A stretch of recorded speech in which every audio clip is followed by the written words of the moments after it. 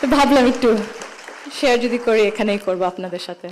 দাদু যখন আমাদের সাথে লন্ডনে ছিলেন গত বছর প্রথমের দিকে, উনি যখন এসেছিলেন তখন হাসপাতালে ছিলেন কিছু চিকিৎসার জন্য। ওখানে বিভিন্ন দেশ থেকে নার্স ছিল, ডাক্তার ছিলেন, এবং একটি নার্স ছিলেন নাইজেরিয়া ওয়েস্ট আফ্রিকাতে। আম্মা আব্বা একদিন দাদুকে সকাল সকাল দেখতে গেছিল। তো নার্স তারপরে বলেছে যে, ও আমি তো আপনার মাকে চিনেছি। আম্মু আব্বু বললো, কিভাবে? আপনার মাই প্রথম ইলেক্টেড প্রাইম মিনিস্টার বাংলাদেশের না? আম্মু আব্বু তো অবাক, হ্যাঁ আপনি কিভাবে জানেন? তো নার্স তারপরে বললো যে, আপনাদের যে উনি যে এত কিছু করেছেন এই মেয়েদের শিক্ষার জন্য, specially primary education, food for education, cash for education, এগুলো আমাদের সরকার ওই 35-30 বছর আগে দেখে ইমপ্লিমেন্ট করেছিল।